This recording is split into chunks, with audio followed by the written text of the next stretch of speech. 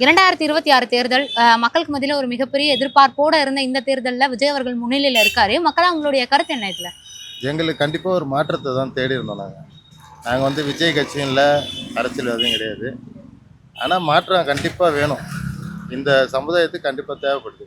ஏன்னா கஞ்சா, போதை, சரக்கு அது ரொம்ப அதிகமாகிடுச்சு. அதனால் கண்டிப்பாக ரொம்ப ஹாப்பியாக தான் இருக்கிறோம். இப்போ இது ஒரு மாற்றத்துக்குன்னு ஏதோ நீங்கள் சொல்கிறீங்க, மற்ற பப்ளிக் மட்டுமே ரொம்ப ப்ரௌடாக ஃபீல் பண்ணுறோம். ஏன்னா 2026 எல்லாருமே ஒரு மாற்றம் வரணும்னு நினச்சாங்க.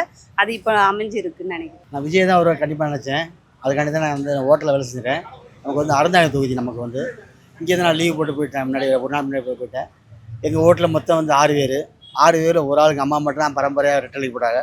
மற்ற நாங்கள் 5 பேருமே நம்ம தாவேக்கா தான். அவர் நல்லா செய்வாருன்னு எதிர்பார்க்குறோம்.